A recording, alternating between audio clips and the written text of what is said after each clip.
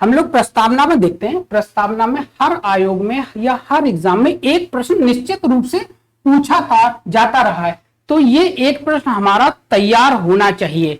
ये प्रश्न मैं आपको बता देता हूं कि इतने पोर्शन से आपका एक प्रश्न पक्का तैयार हो जाएगा और आपको एग्जाम में मिलेगा और आपको संतुष्टि होगी कि मेरा एक प्रश्न निश्चित रूप से सही है प्रस्तावना का। तो प्रस्तावना में हम देखते हैं सस्य पलंग। सस्य पलंग शब्द है, यह उन शब्दों को क्रम रूप में व्यवस्थित करेगा जो संविधान के आरंभ में लिखे हुए शब्द हैं और आयोग इनके क्रम से क्वेश्चन बनाता रहा है।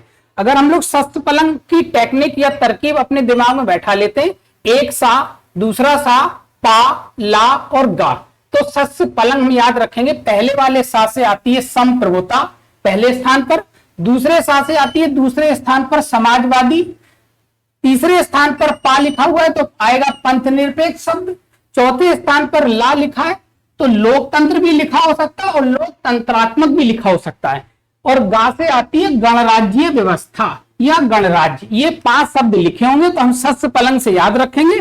पहले सा से संप्रभुता, दूसरे सा से समाजवादी, पाते पंथ निरपेक्ष, ला से लोकतंत्रात्मक और गा से गणराज्य। तो हमारा एक क्वेश्चन क्रम से तैयार हो जाएगा। पहली संप्रभुता, दूसरा शब्द समाजवादी, तीसरा पंथ निरपेक्ष, चौथा लोकतंत्रात्मक और 5वां शब्द है गणराज्य। दूसरा प्रश्न देखते हैं हम लोग। प्रस्तावना में न्याय की चर्चा की गई है। प्रस्तावना में न्याय की चर्चा की गई तो क्वेश्चन आया था कितने प्रकार के न्याय की? 3 प्रकार के न्याय के। 3 प्रकार के न्याय प्रस्तावना में कौन कौन से? सामाजिक न्याय, आर्थिक न्याय और राजनीतिक न्याय। ये 3 प्रकार के न्याय की चर्चा प्रस्तावना में है। संविधान में एक आर्टिकल भी है जिसमें इसी प्रकार के 3 न्याय की चर्चा की गई। वह आर्टिकल है भाग 4 का आर्टिकल 38। आर्टिकल 38 क्या कहता है कि सामाजिक न्याय, आर्थिक न्याय और राजनीतिक न्याय प्रदान किया जाएगा किसको? भारत की जनता को। यही निर्देशक तत्व में लिखा हुआ है। जो प्रस्तावना में 3 न्याय है वही न्याय 38 में लिखा हुआ है। हाल ही में एमपी में यह क्वेश्चन आया था और इसका उद्देश्य पूछा जाता है कई बार के 38 का या प्रस्तावना के न्याय का उद्देश्य क्या है? तो लोकतांत्रिक समाजवादी व्यवस्था की स्थापना उद्देश्य है। तीसरा प्रश्न हम देखते हैं स्वतंत्रता। हमारे प्रस्तावना में स्वतंत्रता कितने प्रकार की दी गई? क्वेश्चन यही पूछा गया एक लाइन में कि कितने प्रकार की स्वतंत्रता हमारी प्रस्तावना में दी गई है। हमारी प्रस्तावना में 5 प्रकार की स्वतंत्रता दी गई है। एक क्वेश्चन ये आया, एक बार क्वेश्चन आया कि जो स्वतंत्रताएं दी गई उनका क्रम जमा दीजिए। क्या पूछा उसने कि क्रम जमा दीजिए स्वतंत्रताओं का।